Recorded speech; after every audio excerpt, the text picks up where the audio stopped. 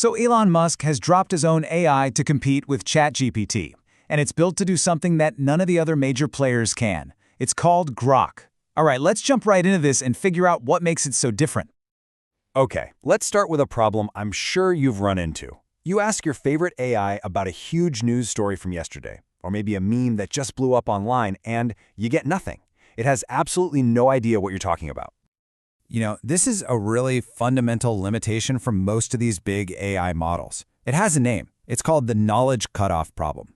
And what it means is that the AI is basically frozen in time, completely cut off from any information created after its training data ended. But what if an AI didn't have that problem? What if it knew what was happening, like, right now? Well, that's the entire idea behind Grok, the new AI from Elon Musk's company, xAI. It was built from the ground up to solve exactly this. Grok's superpower, the one thing that truly sets it apart, is its live, direct pipeline into the constant flow of information on X. I mean, it is plugged right into the global conversation as it's happening. Now, you can imagine this is a bit of a double-edged sword, right? Having that raw, unfiltered pulse of the internet is an incredible strength, but it's also a huge challenge to sort out the good stuff from all the noise. I think this analogy just nails it. Think about ChatGPT as your super smart friend who read every single book up until last year, but has been living in a cave ever since. Grok, on the other hand, is that friend who is always online, the one who can tell you about the latest trend or explain that viral meme you just saw. So how does it actually pull this off? It's really a three-part system. First, it starts with a really powerful base model called Grok-1, which is right up there with the other top models. Then, you add the secret sauce, that live integration with X. And finally, the whole thing is wrapped in this unique personality engine, and that's where things get really interesting. Yeah, this quote from Elon Musk tells you pretty much everything you need to know about its personality. See, it's not designed to be some boring, neutral assistant. No, it's programmed to be witty, a little sarcastic, and it's totally willing to talk about more edgy topics. So, for example, if you ask about a controversial new movie, ChatGPT might give you a bland summary of reviews. Grok is designed to do that too, but it might also toss in a sarcastic comment that sounds just like the heated fan debates you'd see on X. So with this totally unique approach, how does Grok actually measure up when you put it side by side with its main competitors? Let's break it down. Okay, this table really spells out the key differences, so let's walk through it. First up, real-time info. Both Grok and Perplexity have it, but here's the catch.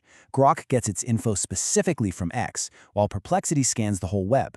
Because of this, Grok has zero knowledge cutoff, while ChatGPT is still stuck back in April 2023. Next up, personality. Grok is totally in a league of its own here, with that witty, edgy tone.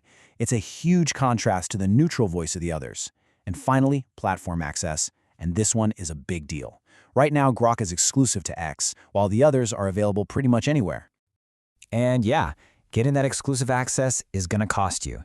You have to be an X Premium subscriber, which puts the price of using Grok somewhere in this monthly range, depending on your plan. So for that price, when is Grok the right tool to use?